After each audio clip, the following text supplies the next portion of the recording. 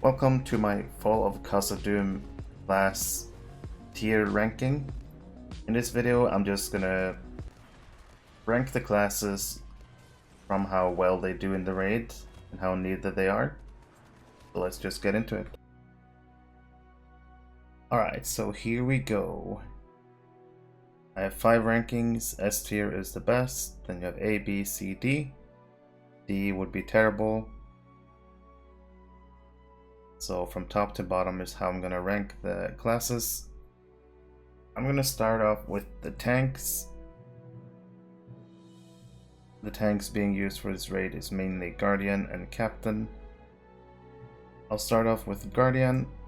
Guardian really made a return with this raid, and they're even better than Captain, actually for once in a long time. Guardian goes to S tier, by far the best tank in this raid. And you'll always see one, and some people like using 2 guards in a raid. It's really good to see Guardian back at the top of the tanks.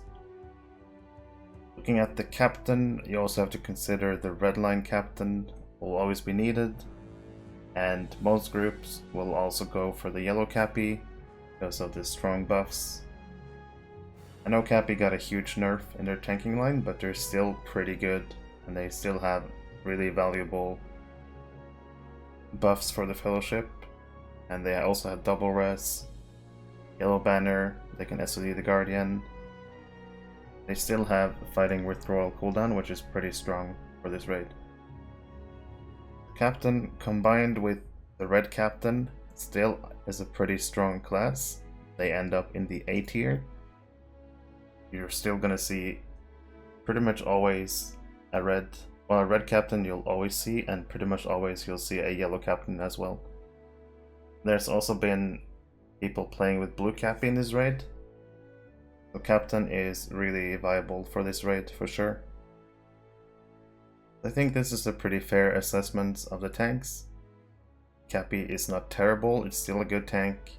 Guard is just simply better at this raid. Because BP is really useful, and they just have really strong mids.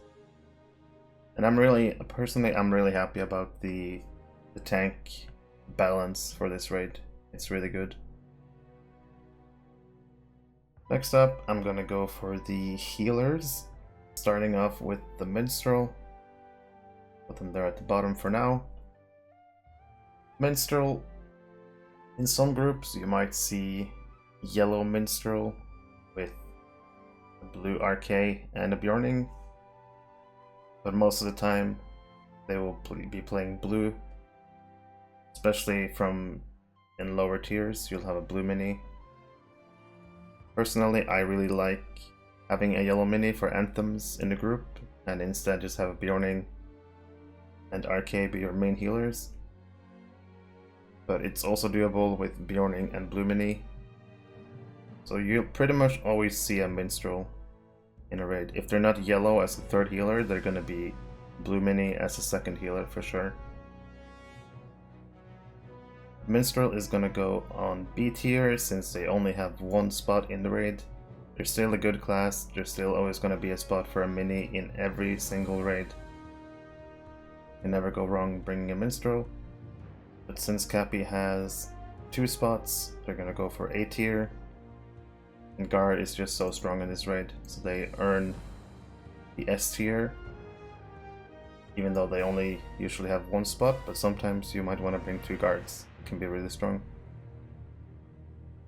Next up we have Bjorning, and Bjorning will always find a good spot in the raid with their raid-wide heals and their strong buffs.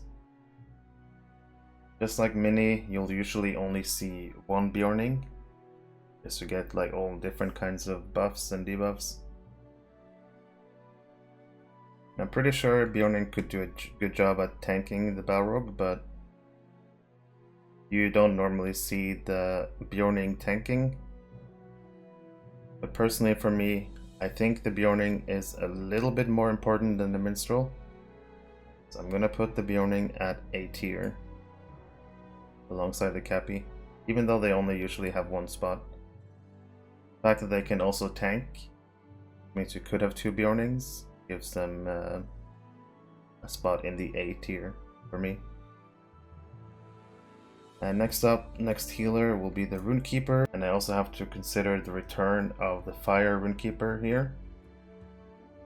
In a lot of groups, you'll always see 2 Runekeepers, 1 fire and 1 healing. Healing RK is just so strong in this raid. There's always a lot of constant ticking damage.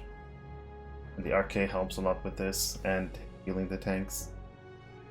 And as well as Fire RK also has more value on tier 3+, where there's ads with their extra added AoE and of course their incoming damage buffs on the target. So for me, RK makes a strong return with this raid, and I put them up to A tier. It's good to see RK back in action. Next up, I'm gonna do the LM and the Burg.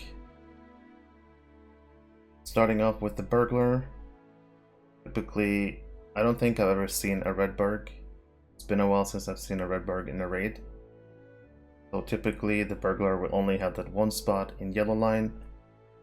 But at the same time, they're really important with their disables, even though they got kind of nerfed their debuffs, but so did everyone. Burglar is still really important with their tricks and their incoming damage bonuses. They bring incredibly valuable support to a raid. They can also do some healing, as well as CC to ads if needed. The Burglar is kind of in the same spot as the Minstrel to me. In the B tier, still very important, but usually just 1 spot. Loremaster is always going to be a must-have in a raid, but typically, same with Minstrel and Burglar, they're always going to be just one of them. But at the same time, they bring so much more, I would say, than these 2 classes. Spirit Reflect on a boss helps the DPS so much to stay alive. Ancient Craft is so powerful, lores and everything, and a good LM can make a big difference in a raid. If they can also manage to do CC and all other stuff.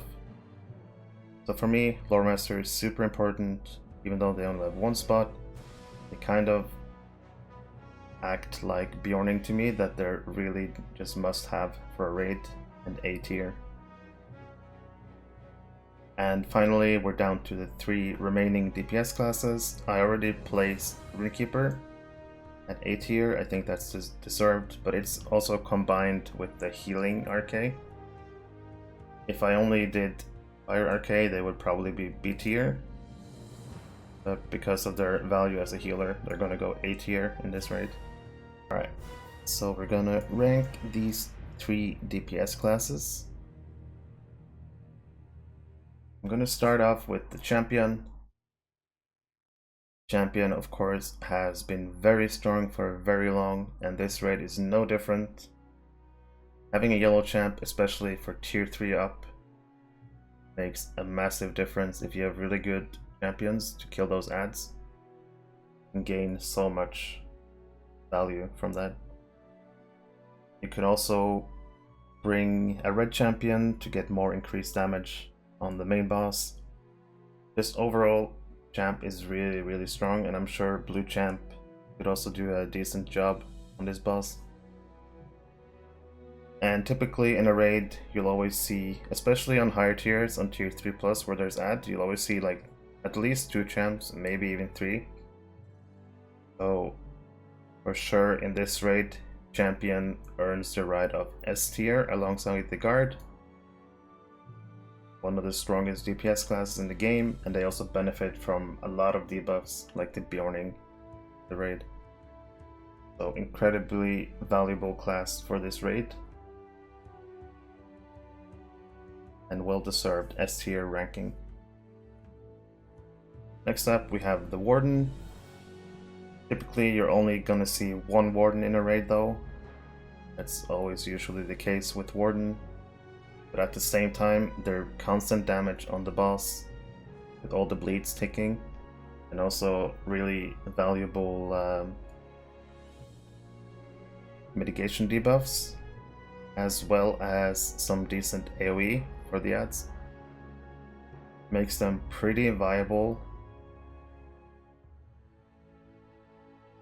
but not S tier because you only have one Warden in each raid.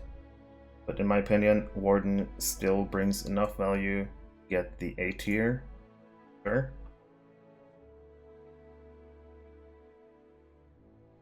I don't think they're that bad that I'm gonna put them at B tier. So A tier I find is a good spot for Warden.